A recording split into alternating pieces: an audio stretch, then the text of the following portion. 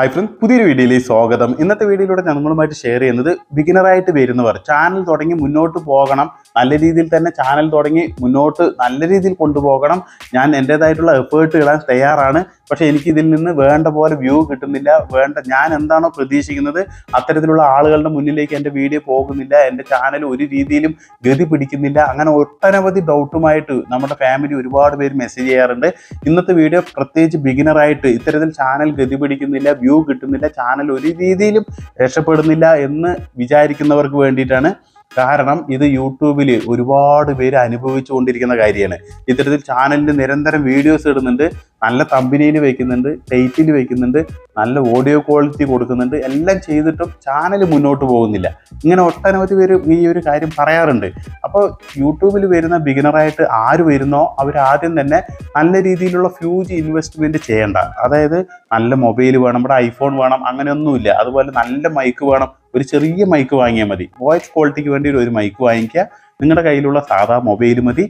നല്ലൊരു ട്രൈപോഡ് ഉണ്ടെങ്കിൽ അങ്ങനെ, ട്രൈപോഡ് ഇല്ല എന്നുണ്ടെങ്കിലും തുടക്കക്കാരാണെങ്കിൽ നമ്മൾ കുപ്പിയും ഡബ്ബയും ഒക്കെ വെച്ചിട്ട് ഇങ്ങനെ, അതായത് ഇത് പിന്നാമ്പുറ കാഴ്ച ആരും കാണുന്നില്ല. നിങ്ങൾ എന്തിൽ വെച്ചിട്ടാണ് ചെയ്യുന്നത്, നിങ്ങളുടെ ബാക്ക്ഗ്രൗണ്ട് എന്താണ്, നിങ്ങൾ റൂമിലിരിക്കുമ്പോൾ നിങ്ങളുടെ ചുറ്റുപാട് എന്താണെന്നുള്ളതൊന്നും ആരും അറിയാൻ പോകുന്നില്ല. ഒരു ബിഗിനറായിട്ട് വരുമ്പോൾ നിങ്ങളുടെ കയ്യിൽ എന്താണോ ഉള്ളത് അത് വെച്ചിട്ട് മാത്രം നിങ്ങൾ ചാനൽ തുടങ്ങുക. എന്നിട്ട് നിങ്ങൾ തുടങ്ങിക്കഴിഞ്ഞിട്ട് നിങ്ങൾക്ക് നല്ല രീതിയിൽ ഗ്രോ ചെയ്യുന്നുണ്ട്, നിങ്ങളെ ജനങ്ങൾ അക്സെപ്റ്റ് ചെയ്യുന്നുണ്ട്, നിങ്ങളുടെ ഓഡിയൻസ് നിങ്ങളുടെ വീഡിയോയ്ക്ക് വേണ്ടി വെയിറ്റ് ചെയ്യുന്നുണ്ട്, നിങ്ങളുടെ വാക്കുകൾ കേൾക്കാൻ നിങ്ങളുടേതായിട്ടുള്ള എന്താണോ അറിവ് അത് കൊടുക്കുമ്പോൾ അവിടെ ഓഡിയൻസിന് ഇഷ്ടപ്പെടുന്നുണ്ട് വെച്ചാൽ നിങ്ങൾക്ക് പതിയെ ഓരോ ഗാഡ്ജറ്റ്സ് നിങ്ങൾക്ക് ഇങ്ങനെ കൂട്ടി കൊണ്ടുവരാം. ഓക്കെ, ഒരിക്കലും ഹ്യൂജ് എമൗണ്ട് ചേർത്തി റിംഗ് ലൈറ്റ് വാങ്ങുന്നു, അടിപൊളി DSLR ക്യാമറ വാങ്ങുന്നു, എല്ലാം കൂടി വാങ്ങി വെച്ചിട്ട് നിങ്ങൾ ഒരു ചാനൽ തുടങ്ങാമെന്ന് ചിന്തിക്കരുത്. ആദ്യം പറയാനുള്ളത് അതാണ്. കാരണം ഇതിൽ വലിയൊരു ഹ്യൂജ് എമൗണ്ട് ഇൻവെസ്റ്റ് ചെയ്യേണ്ട കാര്യമില്ല.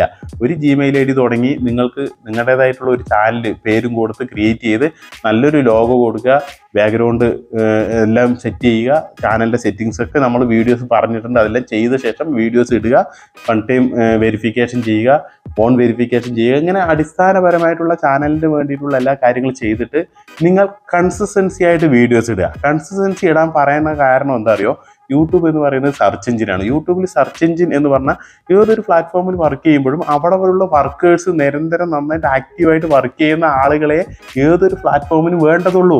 നിങ്ങൾ കുറച്ച് വീഡിയോസ് ഇട്ടു എന്നിട്ട് ഭാഗ്യപരീക്ഷണം പോലെ മാസങ്ങൾ കഴിഞ്ഞിട്ട് വീണ്ടും വീഡിയോസ് ഇടുകയാണെങ്കിൽ അത്തരക്കാരെ ഒരാൾക്കും ആവശ്യമില്ല. നിങ്ങളൊരു സ്ഥാപനത്തിൽ ജോലി ചെയ്യുകയാണെങ്കിൽ നിങ്ങൾ 2 ദിവസം ജോലി ചെയ്തു എന്നിട്ട് 2 ആഴ്ച ലീവ് എടുത്തു കഴിഞ്ഞാൽ നിങ്ങളെ ആവശ്യപ്പെടുമോ? ആ സ്ഥാപനം ഒരിക്കലും നിങ്ങൾ ആവശ്യപ്പെടില്ല.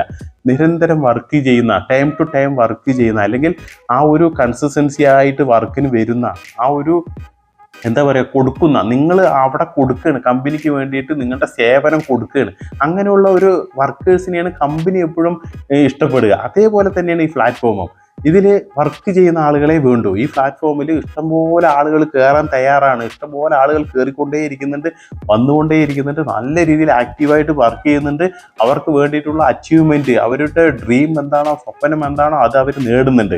ഇത് എപ്പോഴും മനസ്സിലുണ്ടാവണം. ഒരു യൂട്യൂബർ ആണെങ്കിൽ തീർച്ചയായിട്ടും എന്നും മനസ്സിൽ ഒരു കരുതി വെക്കണം, ഞാനില്ലെങ്കിലും ഈ യൂട്യൂബ് ചാനലൊക്കെ മുന്നോട്ട് പോകും, എന്നെ കൊണ്ട് മാത്രമേ യൂട്യൂബ് ചാനൽ നടത്താൻ പറ്റൂ. അങ്ങനെയല്ല, നമ്മളില്ലെങ്കിലും നമ്മുടെ സെയിം കണ്ടന്റ് പറയുന്ന ഒട്ടനവധി ആളുകൾ വരും. ഓക്കെ, അവർക്ക് അതിനുള്ള ഈ ഒരു ചാൻസസ് ഈ പ്ലാറ്റ്ഫോമിലുണ്ട്. ഒരു ഉറുപ്പിയും കൊടുക്കേണ്ട, ഒരു പൈസയും ചെലവ് ചെയ്യേണ്ട. അവർക്കും ഇവിടെ എന്താണ്, അവർക്ക് ചാൻസസ് ഉണ്ട്, അവരെയും ഇഷ്ടപ്പെടുന്ന ആളുകളുണ്ട്. അപ്പോൾ ഇത് എപ്പോഴും കണ്ടന്റ് ക്രിയേറ്റേഴ്സ് ആയിട്ടുള്ളവർ മനസ്സിലാക്കുക. എന്നിട്ട് നിങ്ങൾ കൺസിസ്റ്റൻസി ആയിട്ട് വീഡിയോസ് ഇടുക, നിങ്ങളുടേതായിട്ടുള്ള കണ്ടന്റ് ഇടുക. നിങ്ങൾ കൊടുക്കുന്ന കാര്യം അത്രയും നല്ല അറിവായിരിക്കണം, നമ്മുടെ ഓഡിയൻസിന് പ്രയോജനപ്പെടണം. ഇന്നല്ലെങ്കിൽ നാളെ ഈ വീഡിയോസൊക്കെ എവർഗ്രീൻ വീഡിയോസ് ആണ്. ഈ വീഡിയോ എപ്പോഴും റെക്കമെൻഡ് ചെയ്തുകൊണ്ടേയിരിക്കും യൂട്യൂബ്. നിങ്ങളുടെ ചാനലിൽ ഏതൊരു വീഡിയോ ആണെങ്കിലും അത് ഇഷ്ടപ്പെടുന്ന ആളുകൾ കണ്ടുകൊണ്ടേയിരിക്കുന്ന വീഡിയോസാണ്, എവർഗ്രീൻ വീഡിയോ. നമ്മുടെ ഇപ്പോഴും ഇമെയിൽ ID എങ്ങനെ ക്രിയേറ്റ് ചെയ്യാമെന്ന് Gmail ID ക്രിയേറ്റ് ചെയ്യുന്നതിൻ്റെ വീഡിയോ ചെയ്തിട്ട് 2-2.5 ലക്ഷം ഇപ്പോഴും അതിൻ്റെ റെക്കമെൻഡേഷൻ വന്നുകൊണ്ടേയിരിക്കും. കാരണം അത് എവർഗ്രീൻ വീഡിയോസാണ്. അതുപോലെ ആയിരിക്കണം ഓരോ വീഡിയോ ക്രിയേറ്റ് ചെയ്യേണ്ടത്. ബിഗിനറായിട്ട് വരുന്നവർ ടൈം പാസിന് വേണ്ടിയിട്ട് വെറുതെ ഒരു കണ്ടന്റും ഇല്ലാണ്ട്, ഞാൻ ഈ ഇടയ്ക്ക് ഇൻസ്റ്റാഗ്രാമിൽ കണ്ടു, 2 പെൺകുട്ടികൾ വീഡിയോ, ഞങ്ങളൊരു ചാനൽ തുടങ്ങി, ഇത് എൻ്റെ കോളേജാണ്, ഇത് ഞങ്ങളുടെ ക്യാൻറ്റീൻ ഉണ്ട്, ഒരു പരിപ്പ് വടയുണ്ട്, ഇങ്ങനെ പറഞ്ഞിട്ട് ഇതാണ് ഞങ്ങളുടെ ചാനൽ കേട്ടോ, ഓക്കെ ബായ് പറഞ്ഞിട്ട് പോകണം.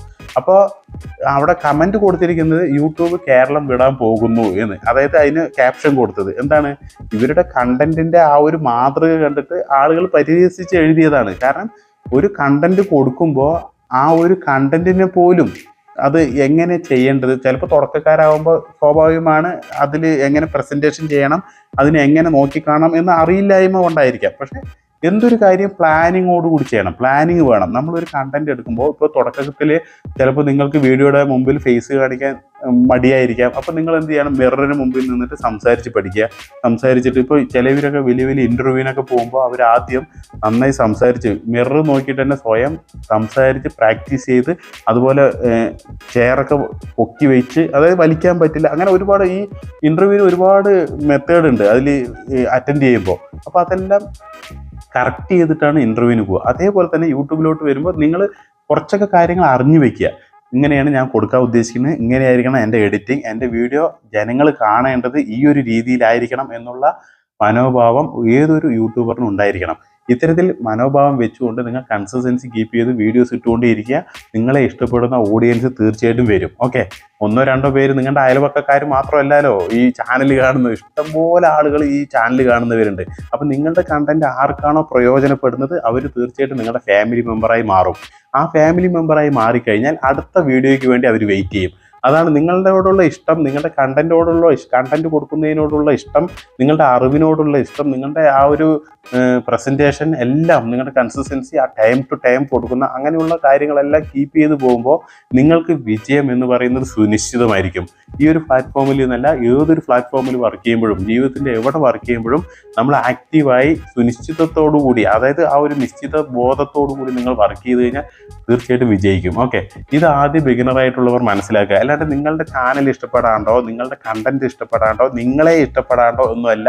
നിങ്ങൾ കൊടുക്കുന്ന കാര്യങ്ങൾ, പ്രസൻറ്റേഷൻ, നിങ്ങൾ എന്താണോ കണ്ടന്റ് ഉദ്ദേശിക്കുന്നത് അതെല്ലാം ഓഡിയൻസിന് ഇഷ്ടപ്പെടണം, എവർഗ്രീൻ കണ്ടന്റാക്കി മാറ്റണം. എപ്പോഴും ആ കണ്ടന്റിലോട്ട് വരുന്ന പോലെയുള്ളതായിരിക്കണം, അല്ലെങ്കിൽ എൻ്റർടൈൻമെൻ്റ് ആയിരിക്കണം, അല്ലെങ്കിൽ നോളേജ് പരമായിട്ടായിരിക്കണം, അല്ലെങ്കിൽ ആ വീഡിയോ കാണുന്ന ആളുകൾക്ക് ഉപകാരപ്രദമാകണം. എന്നാലേ അവിടെ ഓഡിയൻസ് ഇരിക്കത്തുള്ളൂ. ഈ കാര്യം മനസ്സിലാക്കുക. ഇത് മനസ്സിലാക്കിക്കൊണ്ട് പ്രവർത്തിച്ച് കഴിഞ്ഞാൽ വിജയിക്കാൻ പറ്റും. പിന്നെ കുറച്ച് കാര്യങ്ങളാണ് നമ്മുടെ സുഹൃത്തുക്കൾക്ക് ഷെയർ ചെയ്യുക. അതെപ്പോഴും ഈ നമ്മുടെ ഓഡിയൻസ് എത്രയുണ്ടോ, ഇപ്പം നമുക്ക് 50 സബ്സ്ക്രൈബറാണ്, നമ്മുടെ ചാനലിൽ 10 വ്യൂ വരുന്നുണ്ടെങ്കിൽ ആ 10 വ്യൂ കഴിഞ്ഞ ശേഷം ഒരു 3-4 മണിക്കൂർ അല്ലെങ്കിൽ ഒരു ദിവസം വെയിറ്റ് ചെയ്തിട്ട് അതിൻ്റെ പിറ്റേ ദിവസം നിങ്ങൾ ഷെയർ ചെയ്താൽ മതി.